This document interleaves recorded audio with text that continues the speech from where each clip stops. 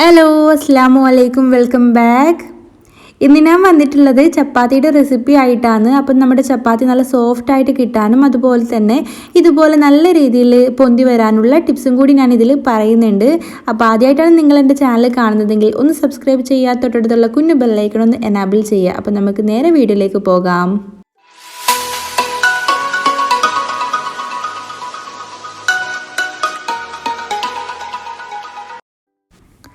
അപ്പോൾ ആദ്യം തന്നെ ഞാനിവിടെ ഒരു ബൗൾ എടുത്തിട്ട് അതിലേക്ക് 2 കപ്പ് ഗോതമ്പ് പൊടി ഇട്ട് കൊടുക്കുന്നുണ്ട്.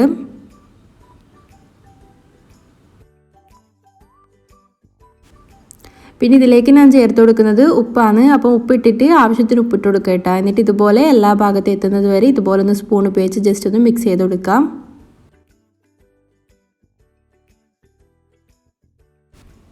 ഇനി നമുക്ക് നമ്മുടെ മാവൊന്ന് കുഴച്ചെടുക്കാം. അതിനുവേണ്ടി ഞാനിവിടെ 1 കപ്പ് വെള്ളമാണ് എടുത്തിട്ടുള്ളത്. എന്നിട്ട് അതിൽ നിന്ന് ഫുള്ളായിട്ട് ഞാൻ ഒഴിച്ചു കൊടുക്കാതെ കുറച്ചായിട്ടാണ് ഇതുപോലെ ഒഴിച്ചു കൊടുക്കുന്നത്. അപ്പോൾ ആദ്യം എന്തെങ്കിലും ഒരു 2-3 ടേബിൾ സ്പൂണുള്ള ഒഴിച്ചു കൊടുത്തിട്ട് ഇതുപോലെ നല്ല രീതിയിലൊന്ന് കുഴച്ചെടുക്കാം.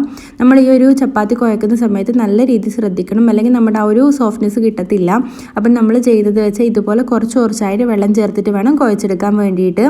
കുറേ പേര് ചെയ്യുന്നത് കാണാം, നമ്മൾ വെള്ളം ഒഴിച്ചിട്ട് അതിലേക്ക് ഉപ്പിട്ടൊക്കെ ഇട്ട് മിക്സ് ചെയ്തിട്ട് എന്ത് ചെയ്യുക, ഇതുപോലെ നമ്മുടെ എത്രത്തോളമാണ് നമ്മൾ പത്തലിനൊക്കെ അരി കുഴക്കാറില്ലേ, അപ്പോൾ അങ്ങനെ കുഴക്കുന്നതിലും ഉണ്ട്. പക്ഷേ ഇങ്ങനെ കുഴക്കലാണ് ഏറ്റവും നല്ലത് കേട്ടോ. ഇങ്ങനെ കുഴച്ചിട്ട് നല്ല സോഫ്റ്റ് ആയിട്ടുള്ള ചപ്പാത്തി കിട്ടും. അപ്പോൾ ഈ ഒരു മെത്തേഡ് നിങ്ങൾ ട്രൈ ചെയ്തിട്ടില്ലെങ്കിൽ ട്രൈ ചെയ്ത് നോക്കാം കേട്ടോ.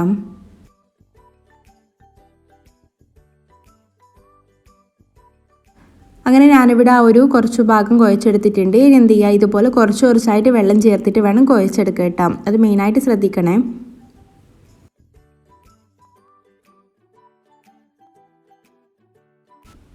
അങ്ങനെ ഞാനിവിടെ കുറച്ച് വെള്ളം ചേർത്തിട്ട് ഇതുപോലെ നമ്മുടെ മാവ് ചെറിയ കട്ടകളൊക്കെ ആക്കി എടുത്തിട്ടുണ്ട്. ഇനി എന്ത് ചെയ്യുക, ഇതിലേക്ക് നമ്മുടെ മെയിനായിട്ടുള്ള 2 ഇൻഗ്രീഡിയൻസ് ഉണ്ട്. അതായത് നമ്മുടെ സോഫ്റ്റ്നെസ് കിട്ടാനും അതുപോലെ തന്നെ നല്ല രീതിയിൽ നമുക്ക് കുഴച്ചെടുക്കാനും പരത്താനും ഒക്കെ പറ്റിയ 2 ഇൻഗ്രീഡിയൻസ് ഉണ്ട്. അതാണ് ഇപ്പോൾ ഞാൻ ചേർത്ത് കൊടുക്കുന്നത്. അതായത് ഞാനിവിടെ 2 ടേബിൾ സ്പൂണോളം തൈര് ചേർത്ത് കൊടുക്കുന്നുണ്ട്. തൈര് നമ്മൾ ചേർത്ത് കൊടുക്കുന്നത് നമ്മുടെ ചപ്പാത്തി നല്ല സോഫ്റ്റ് ആയിട്ട് കിട്ടാൻ വേണ്ടിയിട്ടാണ്.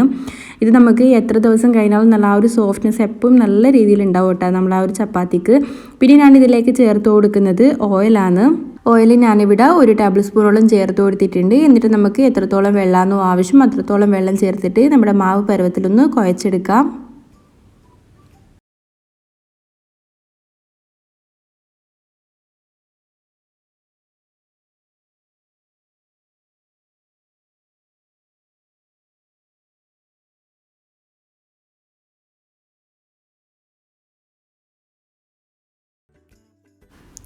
നമ്മൾ അധിക പേരും കിച്ചണിൽ ഫേസ് ചെയ്യുന്ന മെയിനായിട്ടുള്ളൊരു പ്രോബ്ലമാണ് ഇതുപോലെ നമ്മൾ മാവ് കുഴച്ചെടുക്കുന്ന സമയത്ത് നമ്മുടെ പാത്രം വല്ലാണ്ട് കൗണ്ടർ ടോപ്പിൽ നിന്ന് തെന്നി പോകാറുണ്ട്.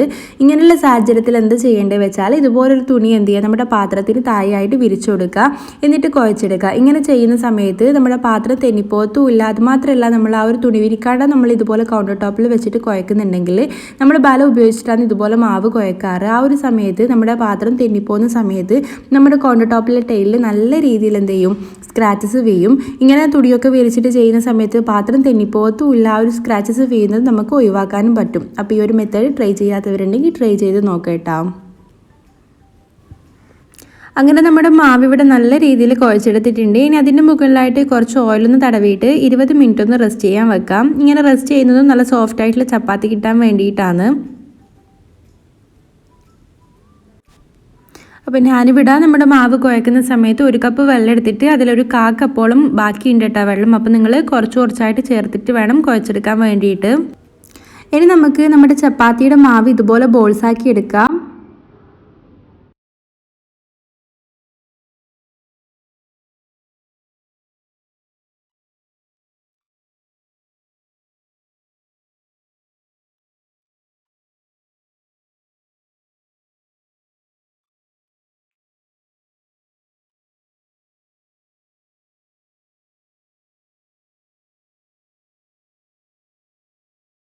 അങ്ങനെ ഞാനിവിടെ മാവൊക്കെ ഇതുപോലെ ബോൾസാക്കി എടുത്തിട്ടുണ്ട്. ഇനി നമുക്കിത് എന്ത് ചെയ്യുക, പരത്തിയെടുക്കുക. അതിനുവേണ്ടി ഞാനിവിടെ കൗണ്ടർ ടോപ്പിൽ നമ്മുടെ മാവ് വെച്ച് കൊടുത്തിട്ട് അതിന് മുകളിലായിട്ട് ഗോതമ്പ് പൊടി ഇട്ടിട്ട് പരത്തിയെടുക്കുന്നുണ്ട്.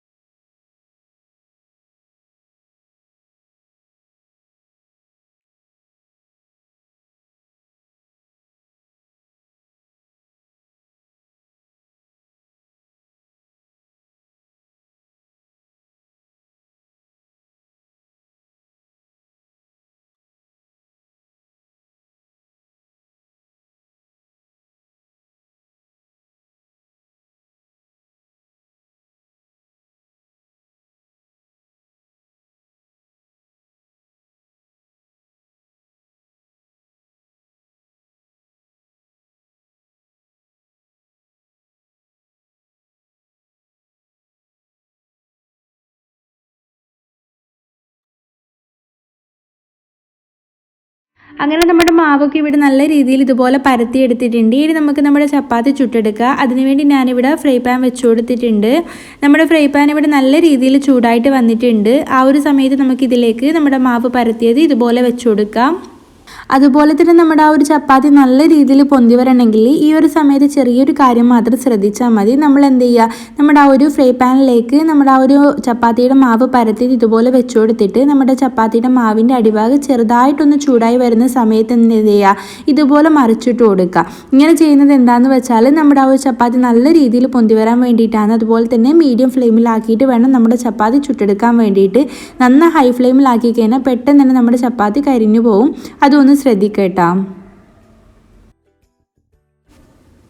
അങ്ങനെ നമ്മുടെ ചപ്പാത്തിയുടെ അടിഭാഗം ഇവിടെ നല്ല രീതിയിൽ കുക്കായിട്ട് വന്നിട്ടുണ്ട്. ഇനി ഇതൊന്ന് നമുക്ക് മറിച്ചിട്ട് കൊടുക്കാം. ആ ഒരു സമയത്തിന് നമ്മുടെ ചപ്പാത്തി ഇതുപോലെ നല്ല രീതിയിൽ പൊന്തി വന്നോളും.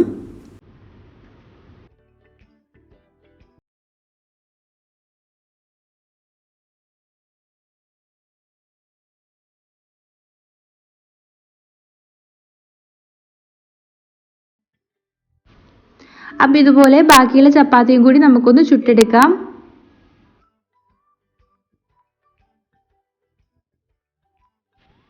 അങ്ങനെ എല്ലാ ചപ്പാത്തി ഇതുപോലെ ചുട്ടെടുത്തിട്ടുണ്ട്. അപ്പം നല്ല സോഫ്റ്റ് ആയിട്ടുള്ള ചപ്പാത്തി ഇവിടെ കിട്ടിയിട്ടുണ്ട്. അപ്പോൾ എല്ലാവരും ഈ ഒരു മെത്തേഡ് ട്രൈ ചെയ്ത് നോക്കുക. ട്രൈ ചെയ്തിട്ട് കമൻറ്റ് ബോക്സിൽ അഞ്ച് ഫീഡ്ബാക്ക് പറയുക. അതുപോലെ എല്ലാവർക്കും ഇന്നത്തെ വീഡിയോ ഇഷ്ടമായെന്ന് കരുതുന്നു. ഇഷ്ടമായ ഒന്ന് ലൈക്ക് ചെയ്യുക, ഷെയർ ചെയ്യുക, കമൻറ്റ് ചെയ്യുക. അതുപോലെ തന്നെ എൻ്റെ ചാനലൊന്ന് സബ്സ്ക്രൈബ് ചെയ്ത് സപ്പോർട്ട് ചെയ്യുക. അപ്പം നല്ലൊരു വീഡിയോയുമായി വരുന്നവരേക്കും ഓക്കെ, ബൈ ബൈ.